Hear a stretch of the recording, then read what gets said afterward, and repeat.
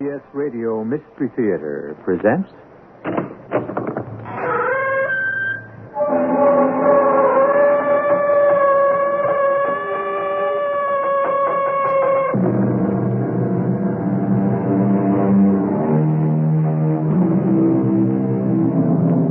Come in. Welcome. I'm E.G. Marshall. If the crime is homicide, 3 factors are involved in its solution. The corpse, or the victim, the perpetrator, or the murderer, and the investigation, or the detectives involved in it. In this case, there are Captain Ben Trock and Detective Enrico Alvira. The victim, in a sense, we know. His body is there, but his identity is a question mark. The murderer, of course, we do not know until we have traced a strange journey back through time to a dreadful secret hidden in the past. I was just thinking, Rico. What, Captain? I got a hunch finding out who isn't going to be the answer in this case. It's going to be why. So? So if my guy with the expensive taste is the culprit, he's a boy with clout and connections. We're going to need a strong case to pin anything on him. Just keep your fingers crossed we can dig up anything that's good.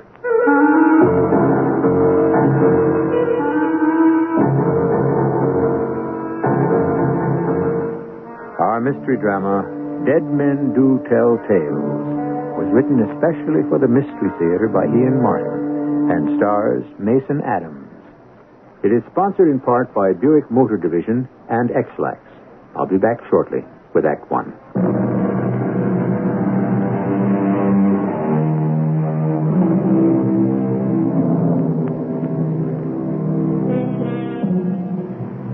This is a story told by a man who is already dead. You'll have to accept that fact, since none of us can really change it. He is a haunted man, haunted by some dreadful memory we can't imagine yet, which accounts for the fact that he is restless and will not stay decently quiet in the grave. Possibly it has something to do with the manner of his going. Possibly we will find out the whole story if we just listen to him, as we're about to do now. The winds were blowing to rattle the teeth that night. And in my fender mirror, I could see him dancing in the breeze, as if he had no care in the world. They ordered me to pull the truck away, and I obeyed. But shame so hot it burned my whole body. Jim Young's head was cocked to one side, as if to say, "Why me? And how could you do it?" And I wanted to scream out the answer. It was none of my doing. It wasn't me. But no matter how much I protest, that night rubbed off on me a stain I couldn't wash away. Maybe I couldn't have changed anything then. But now, near 20 years later, I have exacted retribution from all but one. And like everything else, it seems, as always, he's ended up the winner. Hello, Sam. What are you doing here? You gave me a gun. You wanted me to use it. On yourself. I've changed our minds. It's simpler to use it on you.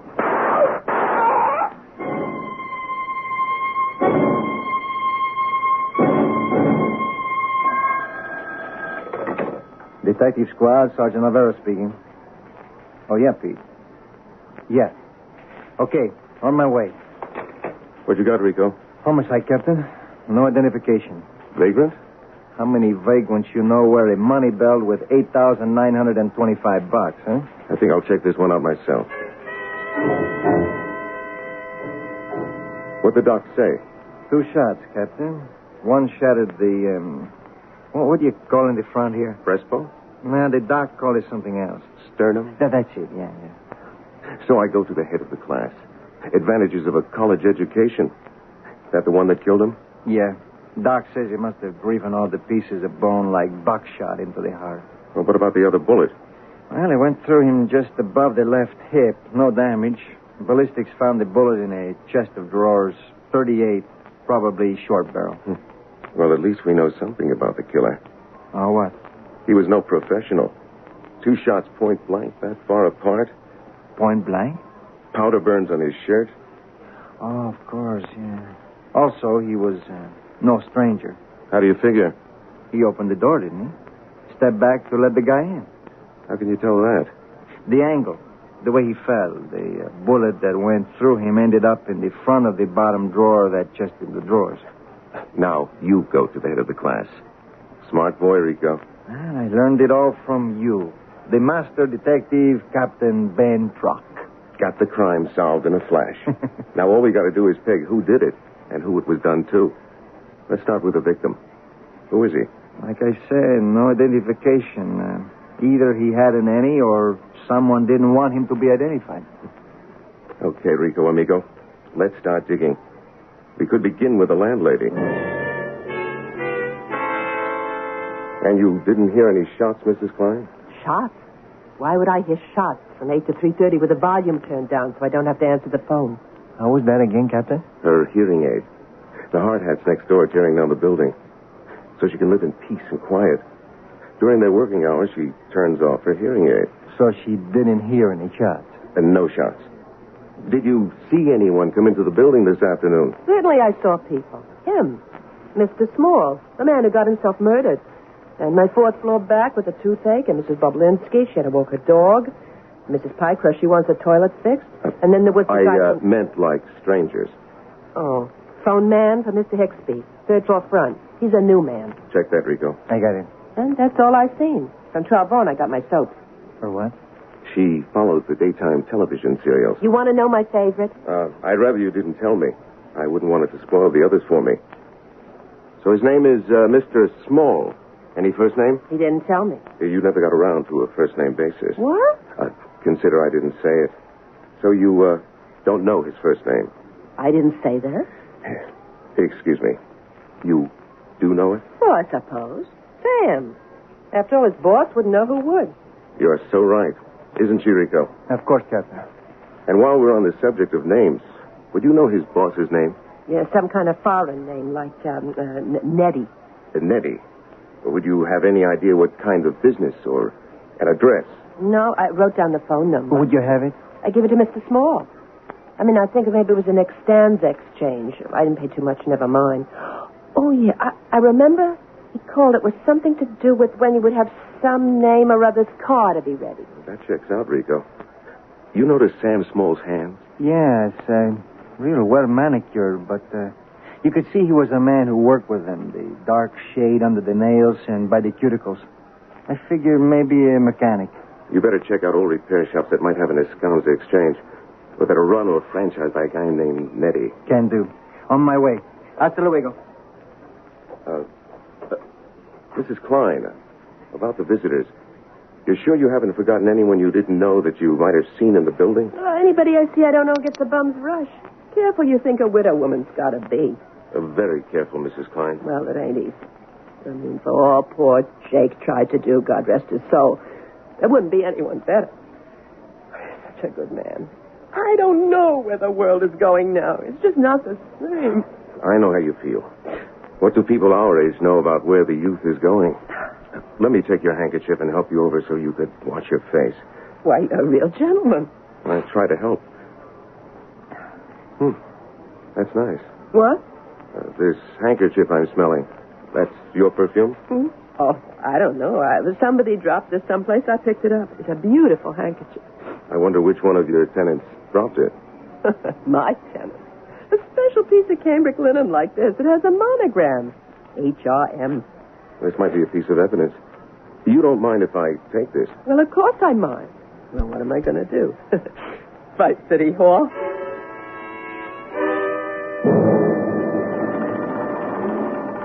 Hey, Luigi, move. We got to finish. Yeah, what do you want, mister? Your name, Nettie? Yeah, that's me. So, what do you want? Police. Oh, I got enough trouble already. I need you. Now what? You got a guy who works for you named Sam Small? Sure. Best mechanic I ever had. What happened to him? What do you mean, what happened? Well, Mr. Bemmerman, he's waiting for his Mercedes, and Sammy's not here. That figures. You find a master mechanic out of the blue. There's got to be something wrong when it comes to working with you. He's dead, Mr. Nettie. Dead? 2 bullets in him. What do you know about him? Me? What do I know about anything? You try to run a repair shop? Oh, what am I going to do now about Mr. Bemmerman and his Mercedes? That's a question you have to answer. I still want to know about this guy Small. Where did he come from, and how come you hired him? Well, I got a brother in Fort Berry, Texas. He got a shop like mine. He write me a letter saying this guy's coming here to San Felipe. He said, Guido, you better grab this paisan. He's one fine mechanic. You don't find no better. So you hired him? Oh, sure. When? Oh, 2, maybe 3 months ago. I'm going to want to know all you know about this guy Sam Small. It ain't much. I'll take anything you got. You want to go have coffee? No, come by the office. Not so much noise, eh? See, one Sunday I'm all alone here pumping gas. I'm filling a car and the bus goes past. He must have got off, but I don't see him until the car leaves. And he's standing right there with a couple of bags in his hand. Yes, mister. Can I help you? Excuse me, but are you Mr. Guido Basso? Sure, that's me. You have a brother in Port Berry, Texas, named Luigi? Well, sure. What's it to you? I think perhaps he wrote to you about me. My name is Sam Small. Hey, the mechanic. That's my business. Good business for me, too. You're just what I need. Hey, you want to start tomorrow? Suit me just fine. Let's go in the office. You give me the Social Security number, and here, I'll take one of your bags. No, I can manage. No, let me help. Hey, Sam, you got a place to stay. Well, not yet. I got plenty of room in my place. 3rd floor, own apartment. 3 rooms, $225 a month. Hey, you want to take a look? I reckon I better find my own place. Oh, what's the matter? Too much? I make it 200 even. Oh, it isn't that, Mr. Nettie. It's just that I'm pretty much of a loner, and I have things to do to finish up. It's better that I stay to myself. Hey, get pazzo porco. What The happened? hardest thing to make the door close, the spring is too strong. I'm sorry, I spilled all your things. I'll get him. Don't you worry. He moved so quick, he pushed me out of the way. But not before I see a gun right there on the ground. So maybe, Senor Policeman, that means something to you. I never found out why he carried it or anything about him, except he was one damn fine mechanic. This gun, it was a handgun? See, a revolver, you call, huh? Something like this? Yeah, see, just like that. You know if he ever carried it? No. No, you don't know, or no, he didn't? He didn't have it. How can you be sure? Because I asked him not to. I don't like guns. And every day I check. What do you suppose he had a gun for? Search me. I wonder what it was when he could have used it maybe to defend himself. You know if he kept it at his place? No, I never been there. You know the address? Summer Street, I think. And the phone number, I have that. You've been at the station here all day? I see. How about lunch? Oh, well, I'm out about 1 hour. Yeah, when? Usual time, 12 to 1. Maybe a little more. I am the boss. You go home? No, I bring him a lunch. Then I go sit in the park where there is sun. I am alone. No noise, you know. Yes, I know. It's like the next best thing to an alibi. An alibi? Hey, what you talking about? You think I killed Sam? I don't know. Did you? No. Why should I? I got no answers. Right now, there ain't anything but questions.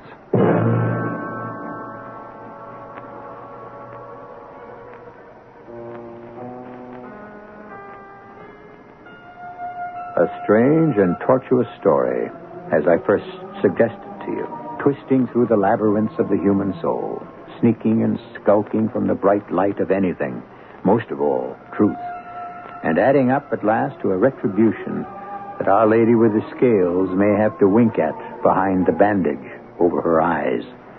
I shall return shortly with Act 2.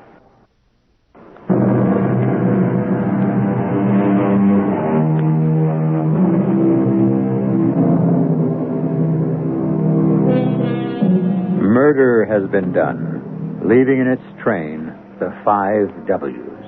Who, where, when, what, and why. Well, so far we know where and what the weapon was, and some idea of when. Somewhere between 12 and 1 p.m., according to the medical examiner. Now there remains the double question, who and why. For the moment, our investigators, Detective Sergeant Elvira and Captain Trock, are concerned with the who. Where are we headed, Captain? I don't know about you, Rico. Me, precinct, report, and home to dinner. What about the case? What about it? Not much more we can do till tomorrow. You figured the landlady or the guy who runs the service station? You don't count anybody out. I like the lead I got here best. What? The little square of white linen. The handkerchief? That's it. Whoever dropped anything this fancy didn't belong in that crummy house except for a special reason. I'm just glad they left their calling card. How are you going to trace them? Through the, what you call that thing? The monogram. We have his initials. These are hand-embroidered, custom-made handkerchiefs. Probably all his haberdashery. Shorts, shirts, ties. That means special orders. Shouldn't be too hard to trace. And the clincher could be the perfume. Perfume? Here. Smell. Yeah. High and fancy. That's no toilet water. Straight essence. Like $50 an ounce. I see what you mean. The hombre didn't belong in that punk's neighborhood. Expensive taste. What was he doing there? What was a grease monkey who travels light doing with all that dough in a money belt? Blackmail? It's one answer. It's one game where you always take the chance of ending up with your head in a basket. Okay, Captain. You check out the perpetrator, and I'll concentrate on the victim. I got a hunch finding out who isn't going to be the answer in this case. It's going to be why. So if my guy with the expensive taste is the culprit, he's a boy with clout and connections. We're going to need a real strong case to pin anything on him. Just keep your fingers crossed that we can dig up anything that good. I wanted to call out from the grave and tell him the truth. You know? No, how could you know? Are there any others of you who have died before their time? Who hang in this half-world between heaven and hell, lost among the stars, waiting for some final act of justice you left undone? Like me, Sam Small? Or waiting and praying that 2 hard-working detectives can finish the job you left behind? How could I have failed at the last? He should have been the easiest of all. Remember back to how it all began? I just don't understand you, Sam Small. What do you mean, pick up stakes and leave Borden? Just what I said, Beth Ann. But what for? You'll just begin to do real fine. Chrissy's starting high school. She'll be graduated by 1964, and she'll want to be among her friends. I know. I'm asking a lot of my wife and my daughter. But I wouldn't be doing it if it wasn't a thing that... Well, I felt I had to ask. But what's suddenly the matter with Borden? Both born, brought up right here. We've always loved it. And each other. What has changed everything all of a sudden? Borden has changed, Beth Ann. People change. Time to move. I declare I don't know what's gotten into you. Nothing has changed about Borden. A lot of unrest here now, Beth Ann. You mean Governor Fulbus? All that fussing about whether a Negro has a right to a decent education? Sort of. What, Sam? That is nothing to run scared about. That's been coming for years. Why, you ought to take an example from Henry Martin, some of your friends and neighbors, about how to make peace, bring harmony. Henry Martin? And my other friend? Well, yes. Well, people like Alan Porter and Jacob Bett and Fred LeMay and all. You think these men have any conscience about the black man? Yes, I think in the past month they've seen the light. Seen the light? Well, you don't talk to any of them. At least they're out doing something about things in the world. That's more than I can say about you. Between your working at your old gas station, shining up your old cars, you don't seem to have time for anything, including me and Chrissy. I got a lot on my mind, Beth. And I'm begging you to listen to me. It won't be off of my mind till I get away from Borden for good. But what makes you think any town be better than your own home one? I swear, Sam Small, you ain't been the same man since the night of Magnolia Griffith's marriage. Where'd you disappear to that night anyway? I can't tell you. Why, you ashamed of something? Supposing I was. It wouldn't have to do with Carrie Sue Griffith. What do you mean? That little tramp, Magnolia's sister. Oh, I wouldn't put anything past her. You know, there are a lot of rumors about that party after the wedding, and the Lord knows almost anything could be true. The way all of you boys, married and otherwise, used to look at her with your eyes. Beth, for heaven's sake, I wasn't even at the wedding. You know I was working late at the station that night. You said you were. I wouldn't lie to you. All right, then, tell me the truth about why you want to leave Borden. I can't. That's not good enough. It's going to have to be. Because I'm telling you, Beth, if I'm ever to lift up my head again, we've got to go. All right. Because I'm your wife and I love you, I'll go with you. But whatever it is, Sam, I'm going to tell you something what my pappy would have said. You got to face down things. You got something riding on your back. Don't do no good to run. It'll just keep traveling along right with you. I should have listened to her. But how could I, running as scared as I was? Somehow, after Borden, nothing was the same.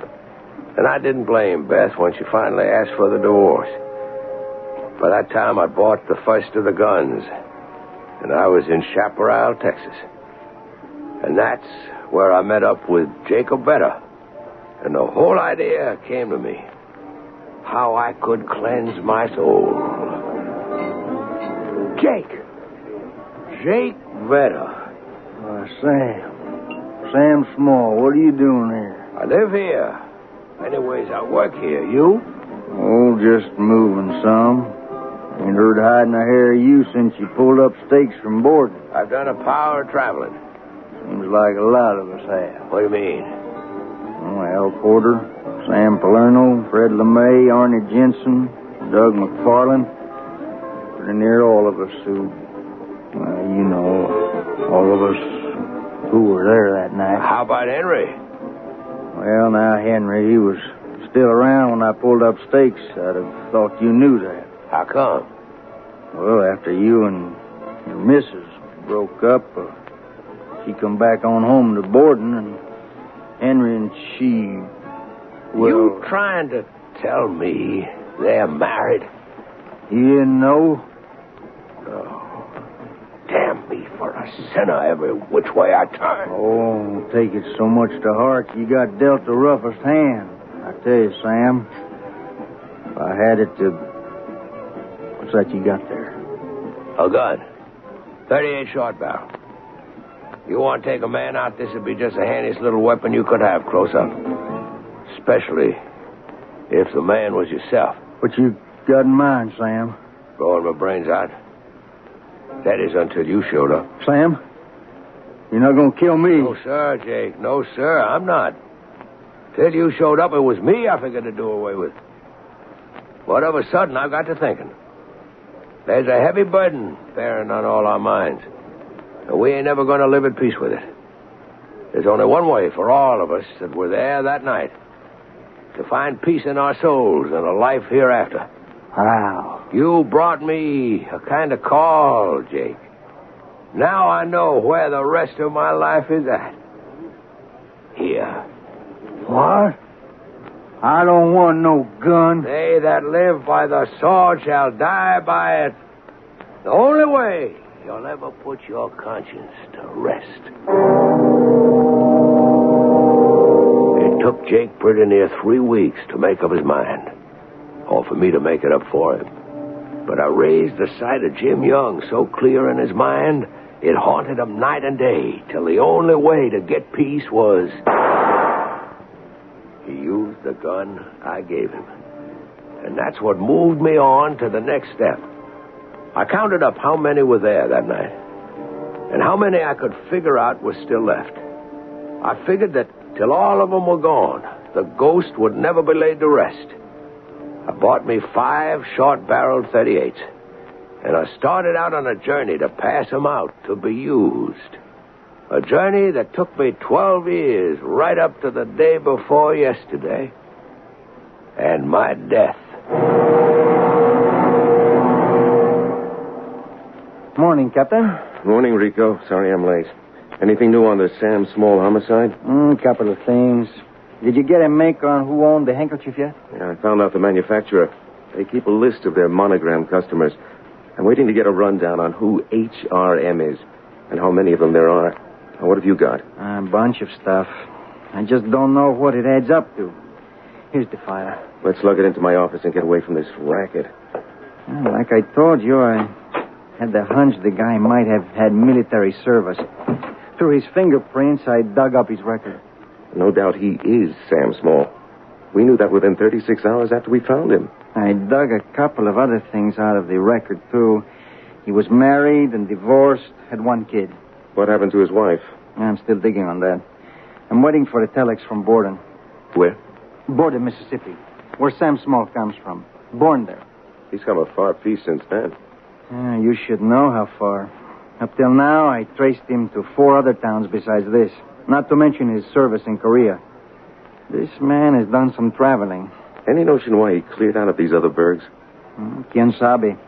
Except that my hunch is it has to do with these. What are they? Newspaper clippings. Found them in an envelope inside the dresser.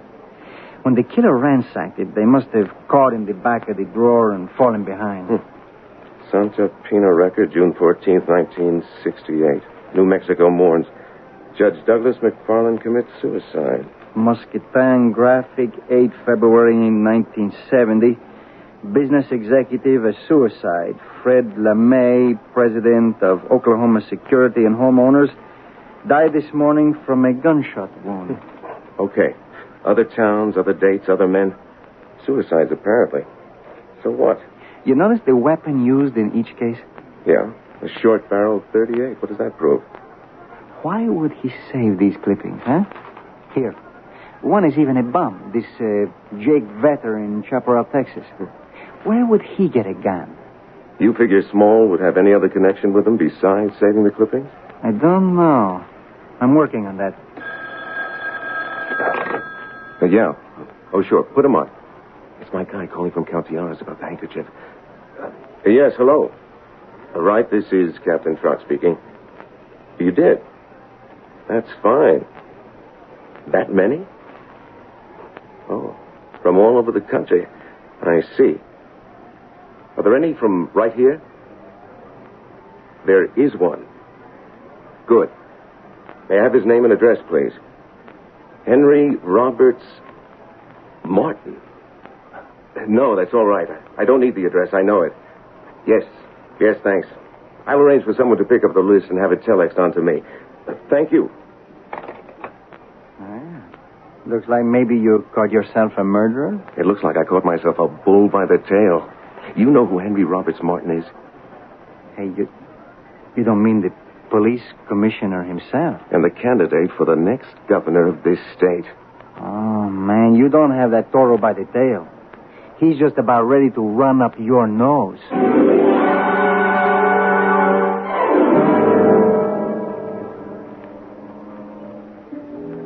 The immortal Mr. Sullivan of Gilbert and Sullivan fame, at a point in the Mikado when the plot is incredibly complicated, has his principals sing a trio in which each laments in turn, here's a howdy-do, here's a pretty mess, and here's a state of things. I suppose our American equivalent at this given moment in our story would be, where do we go from here? I shall return shortly with Act 3.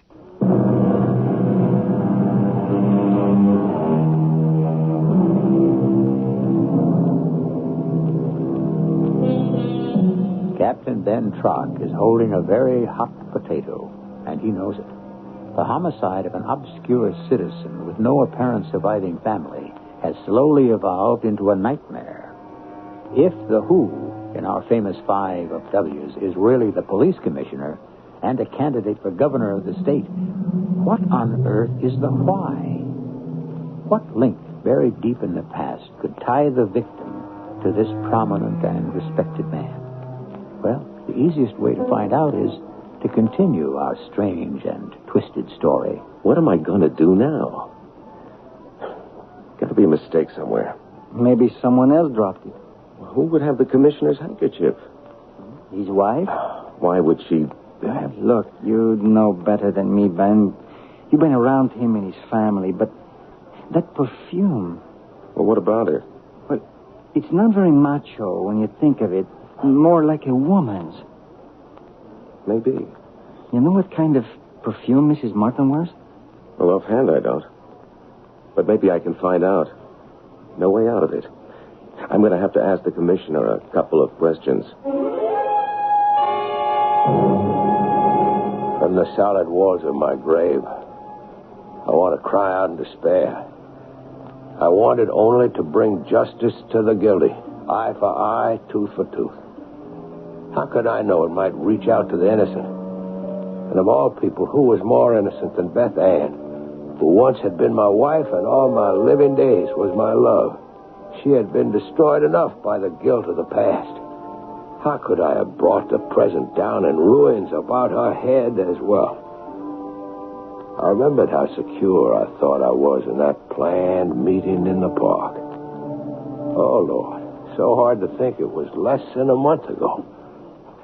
Sam, you here? Are you alone? Well, can't you see? I don't trust you. No more than I do you. But we got a little choice, haven't we? You, less than I. Come here, out of the light into the bushes. How can I be sure it's not a trap? Come on home with me where we can talk in private, Sam. If it is you... And if I did, could I be sure that wasn't a trap? What do you have to fear from me? Only your fear of me. Because I can unmask you for what you are. Sam, in the name of heaven, it's dead and gone 20 years or so ago. Can't we let it rest? No! Let's go back and discuss it. It's too open here. All right, Henry. But just remember, I am armed. One false move, and you could be dead. I'll take my chances. As I have coming to this meeting.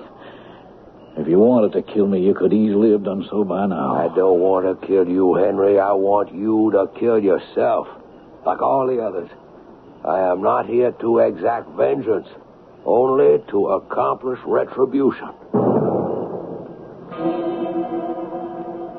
And you really expect me to believe the incredible story you told me while we were driving home? I'm quite sure you believe me. You are serious. Trying to convince me that everyone who was there that night is dead. Except you and me. Well, I knew about Red Fulvus with the cancer and Butsy Stella and Correa and Skinny Ellis with the tuberculosis. I reckon you could say they died natural deaths. Well, what else would you say? I'd say God took them in his own time. The others I took for him. Now, I read the copies of the newspaper clippings you sent me. I thought they took their own lives. Mostly they did, except Arnie Jensen.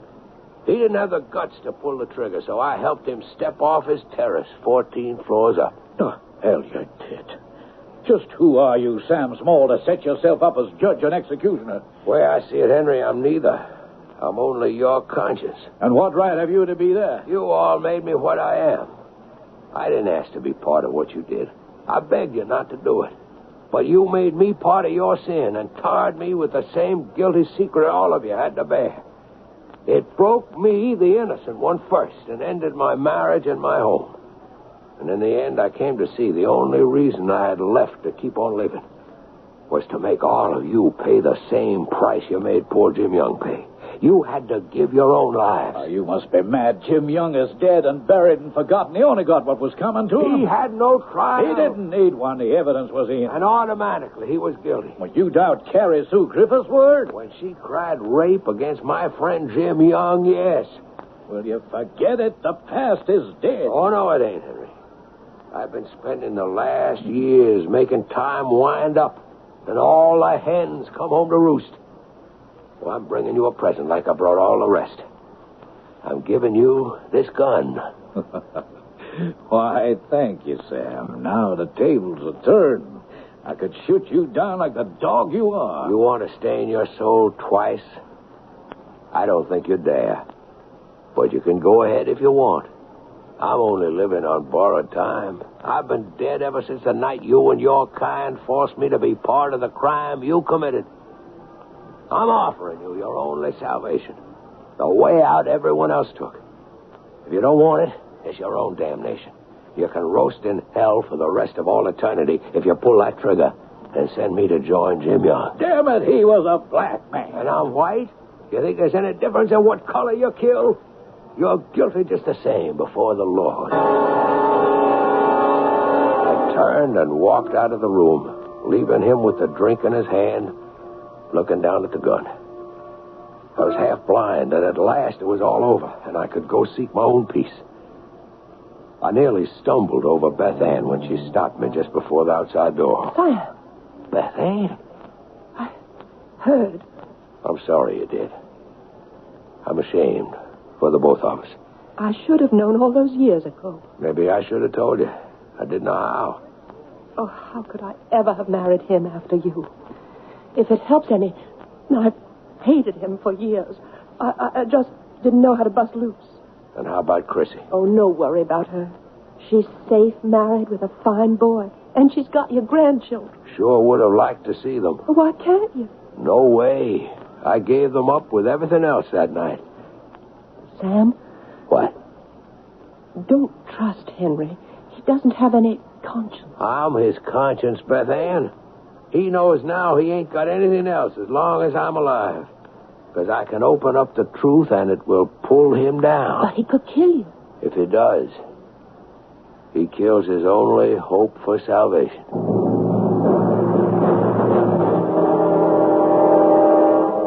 You're sure you want to make this statement, Mrs. Martin? I'm quite sure, Captain. You followed your husband to this address without his knowledge. You were on the floor below when the deceased, Sam Small, opened his door. You heard the conversation you have reported to me. I did, Captain Trump. You had climbed as far as the floor below, the top floor, when you heard... Who is it? Telegram from Mr. Sam Small. You didn't have to play any tricks, Henry.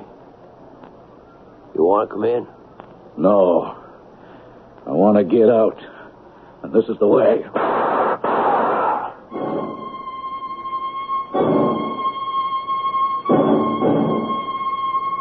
Then what happened, Mrs. Martin?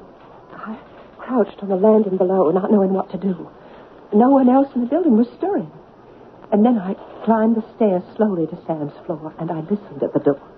There were sounds of things being overturned, banging, scrapings, I don't know what.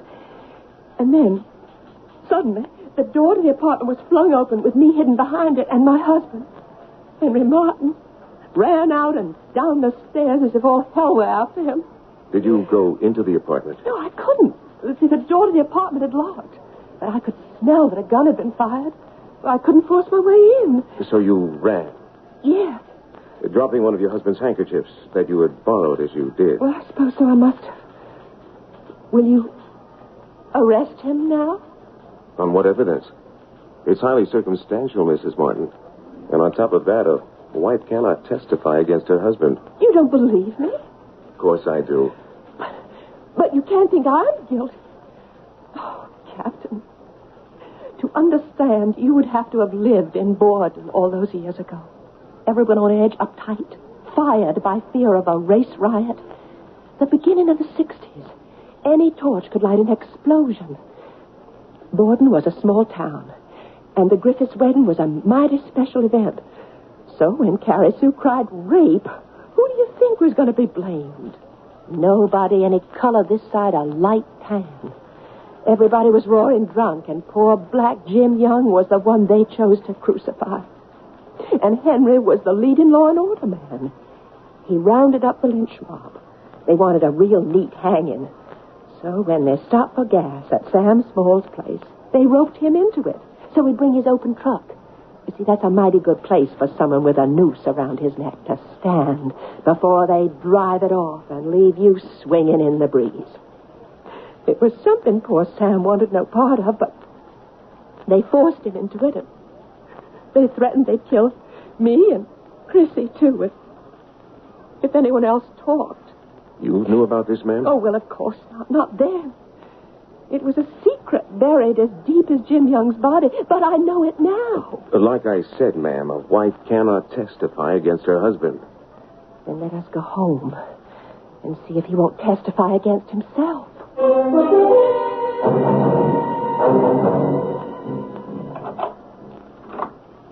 Henry, it's me, Beth. Yes, I've been expecting you. Are the police with you?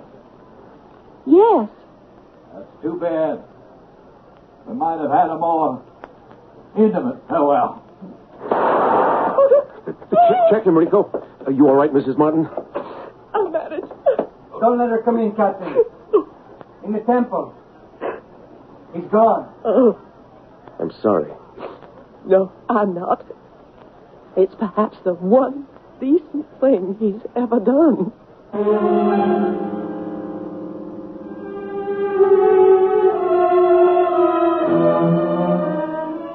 Life is a vital force which can create and which can destroy.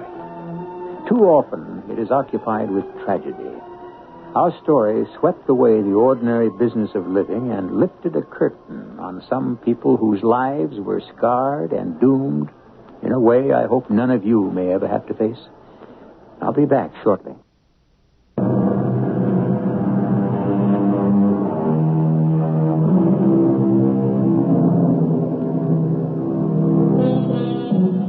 Time after time, you come to my sanctum seeking stories, living vicariously the life of other people, or simply settling back and enjoying a good yarn. You may be amused, thrilled, scared, appalled, each by turn. I cannot promise you what tale will come your way when you knock on my door. You take your own chances every time the door creaks open. Like Pandora's box, you never know what will fly out. Our cast included Mason Adams, Howard Ross, Bob Caliban, and Marion Seldes. The entire production was under the direction of Hyman Brown. And now, a preview of our next tale. I paid for what I did. Believe me, I paid. You haven't paid enough. Well, what do you want? What do you want from me? Money? That's not what you stole from me. What then? Tell me. I don't know. I'm just here to collect, Jade. How you want to pay me is up to you. This is my gate. This is my house. You follow me in and I will have you arrested for trespassing. I won't follow you in, Jade, but I'll be waiting. And whenever you leave your house, I'll be waiting to follow you wherever you go. For how long? Until you pay. Radio Mystery Theater was sponsored in part by X-Lax. This is E.G. Marshall inviting you to return to our Mystery Theater for another adventure in the macabre. Until next time, pleasant dreams.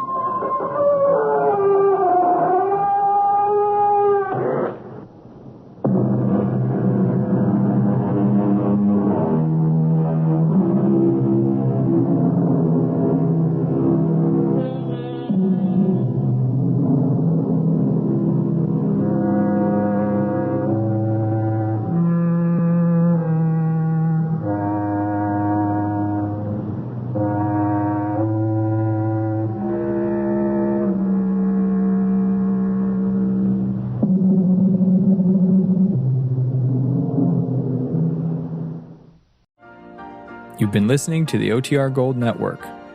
Find more classic radio at otrgold.com.